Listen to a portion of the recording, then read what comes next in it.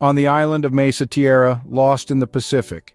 How does one survive there for 4 years and 4 months with just a rifle and a Bible? In this video, we tell you the incredible story of the corsair Alexander Selkirk, who in the early 1700s was abandoned on the island but managed to make it through and became so famous that he inspired the literary character of Robinson Crusoe. Welcome to your daily dose of enlightenment. You've landed on Knowledge Planet, where curiosity thrives and the enigmatic is revealed daily. We delve into a variety of topics to amaze you. Let's back to our topic. Let's get started. September 1704, Pacific Ocean. The English ship Singforce set sail from Mesa Tierra, an uninhabited island of about 50 square kilometers, part of the Juan Fernandez archipelago, 670 kilometers off the coast of Chile. However, not all crew members are on board. Stranded on the beach, completely abandoned at the decision of the ship's captain, is the Scotsman Alexander Selkirk, who watches his companions slowly disappear towards the horizon. He's left with only a rifle, a Bible, a few tools, and some clothes. He turns towards the uninhabited and unknown inland, knowing he must try to survive at all costs, hoping that another ship will happen to pass by the island and rescue him. But why was Alexander left on Mesa Tierra? Let's go back in time. Alexander Selkirk was born in Lower Largo, Scotland in 1676, and was rebellious and quarrelsome from a young age. In 1693, he was summoned by the authorities for indecent behavior in church, but failed to appear because he was at sea. In 1701, he was again summoned for assaulting his brothers. So, it's not surprising that in 1703, at the age of 27, he decided to become a privateer, authorized by the government to commit acts of piracy against ships and colonies belonging to enemy countries. For the United Kingdom, this meant Spanish ships and colonies. Selkirk joined an expedition led by the famous explorer William Dampier, which consisted of 2 ships, the St. George and the Cinque Ports. Selkirk boarded the latter under the command of Captain Stradling. The 2 ships set sail on December 11, 1703 from Ireland, sailed down the Atlantic Ocean, rounded Cape Horn, and sailed up the Pacific coast of the Americas. However, the expedition was not particularly successful. It was either unlucky or incompetent, as it was repeatedly repelled by enemy ships and suffered significant damage. In September 1704, the St. George made a stop off Mesa Tierra to replenish supplies and water. The ship was in terrible condition, and Selkirk argued furiously with Captain Stradling.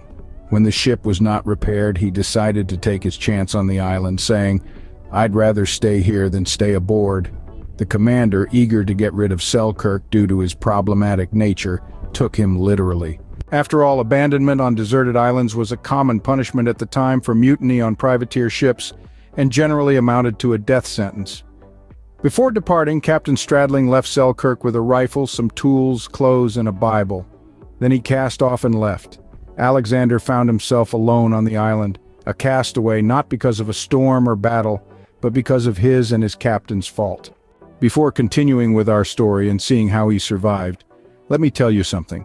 The Cinque Ports was indeed in bad shape. A month later it sank, and the few survivors, including Captain Stradling, were captured by the Spanish and imprisoned for 4 years. Ironically, in the early days, Selkirk remains on the coast, desperate, spending most of his time watching the sea, hoping to spot a ship that could rescue him.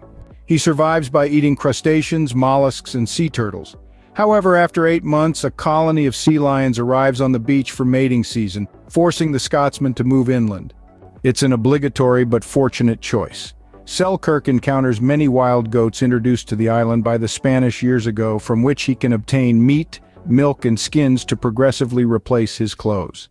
He also finds turnips, cabbages, and other vegetables.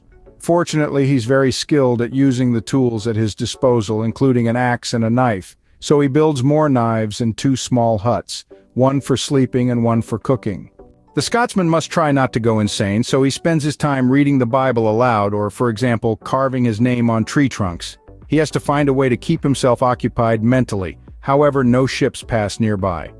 Actually, several ships do pass by the island, but only 2 anchor in the bay, and they're Spanish ships.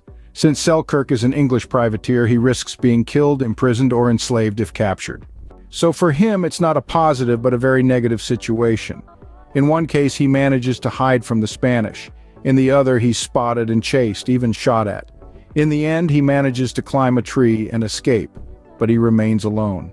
Finally, on February 2nd, 1709, after more than 4 years and 4 months of solitude on Massa Tierra, 2 British ships, the Duke and the Duchess, arrive. Alexander is thrilled and overjoyed to be reunited with his compatriots. He embraces them but struggles a bit to communicate, having spent so much time without speaking.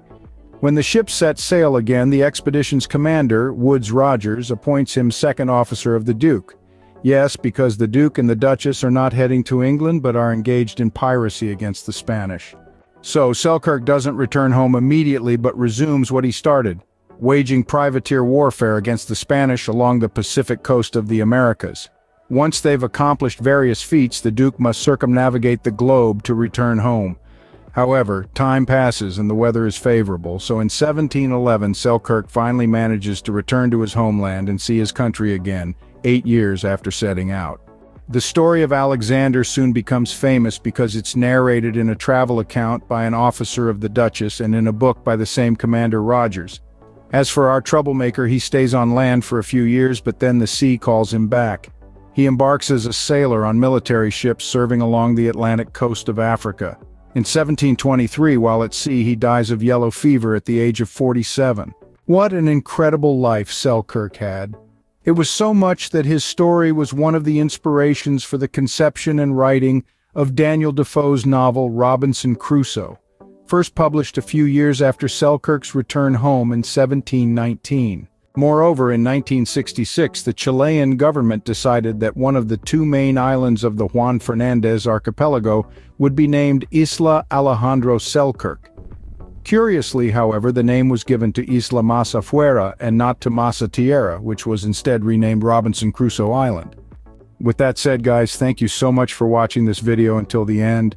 We'll see you in the next video right here on Knowledge Planet, the power of knowledge. Don't forget to watch the previous episodes and stay tuned for the upcoming ones. And if you're not subscribed to the channel, what are you waiting for? Subscribe now. Consider us more than just a channel. We're a growing community, a family of knowledge seekers. We're on a mission, inviting you to join our growing family. We need you. Subscribe, become part of our community, share your thoughts, interact with us. A like or even dislike all count. Stay tuned, stay curious, and together we'll continue to explore the vast expanse of Knowledge Planet. Goodbye.